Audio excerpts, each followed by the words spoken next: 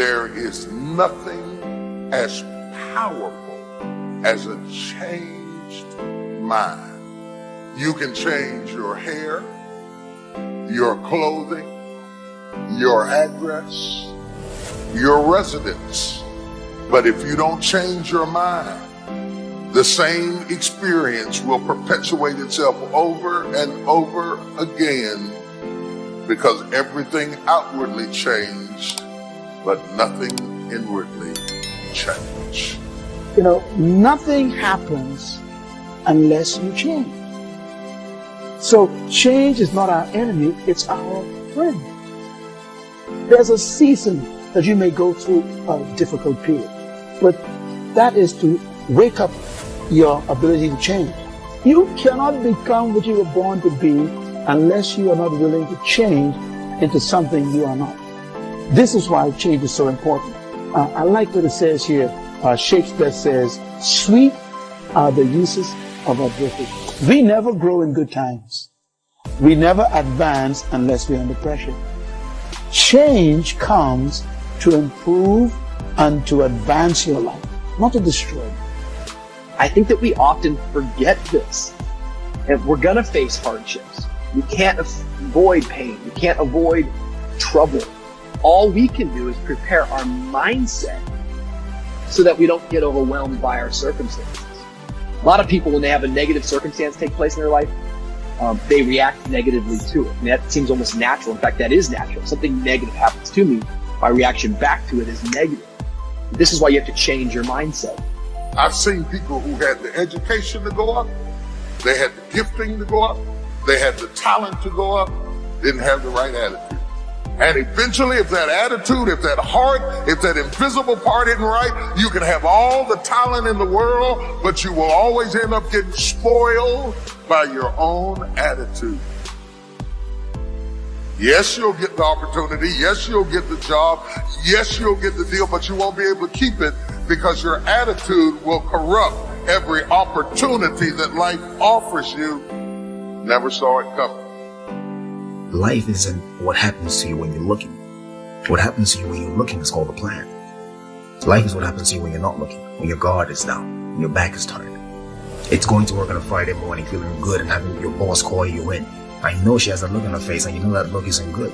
You know the economy isn't so hot and you've got to let you go. And all you can think about are those 3 kids you have at home. You know, life is coming home from work and finding that note on the kitchen table saying, hey, I can't do this anymore. I'm sorry, I love you, but I've got to go. And you're frustrated and you're betrayed and you're furious and you're angry, but all you want to do is hold them here.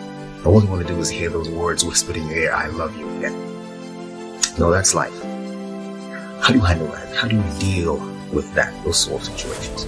You see, it's been said 100 times and I'll say it again. You've got to go through it. That's all it is. You've got to go through it. And going through it is not a function of just being courageous. It's not a function of just saying, well, I'm going to close my eyes and see what happens next. It's not that. It's really a function of 3 things. It's a beginning, it's a middle, and an end. And before you go through it, there's a choice. You make a choice to say, well, I'm either going to stay here or I'm going to be over there someday, somehow. It's a choice. So going through it and thinking about these 3 steps, beginning, middle, and end, you can really save yourself a lot of trouble. You can discover something more about yourself. It's called life and it's not personal. Stuff's going to happen.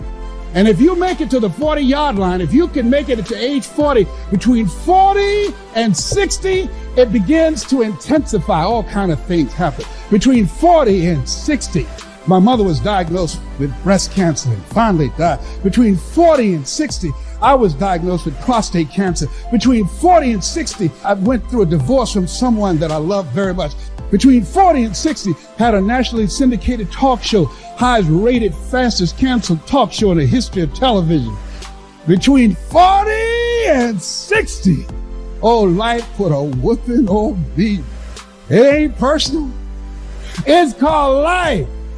You know, I was homeless, man. I mean, you're in a position where you're going, I got nowhere to go except up.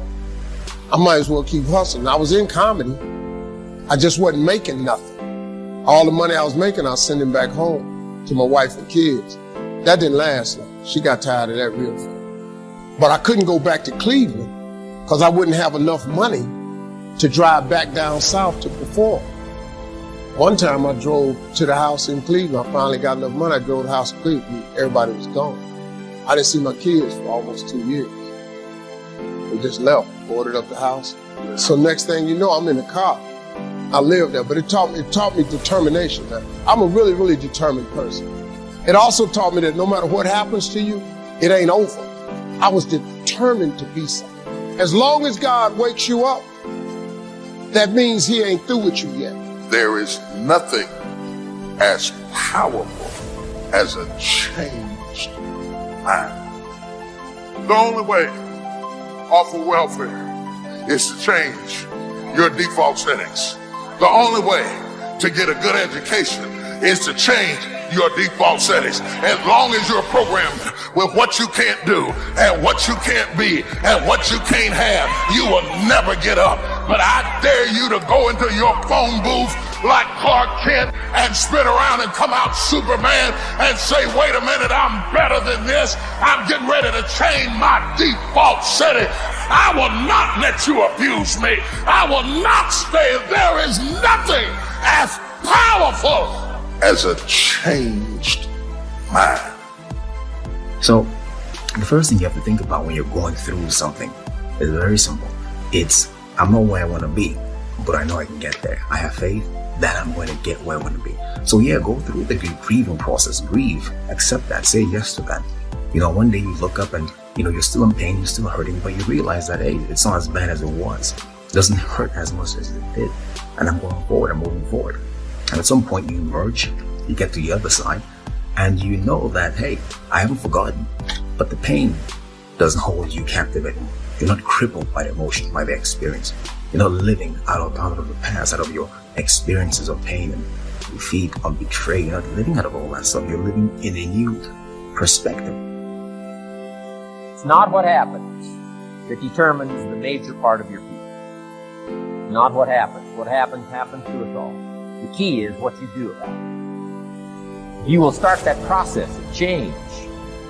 Do something different the next 90 days than you did the last 90 days, like picking up the bookstore.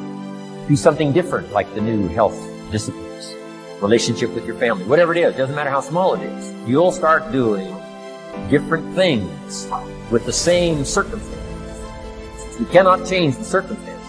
We can change ourselves. We can change what we do. Anytime you go through something, there's a fight. It's either a spiritual fight, an emotional fight, a physical fight. There's some sort of fight. But the key to the whole thing of this fight is that the form is in the fight. That's the only thing you should take away from here today. The form is in the fight. What does that mean? It means that you don't get to become this interesting, dynamic, creative, courageous woman, amazing man without going through something. Right? That's what the form is. People who have form are the people who you see them and they stand out to you. Because you know there's something about them, they figured something out about life. They're attractive to you, they're interesting to you. These people have form because they've gone through something. You know, so don't run away from the fight. Meaning, go through it. Don't be afraid to go through it. Get through it, because at the end of getting through it, I guarantee you there's at least one thing you discover about yourself. You discover that there's a version of you haven't discovered yet. You don't even know exists yet.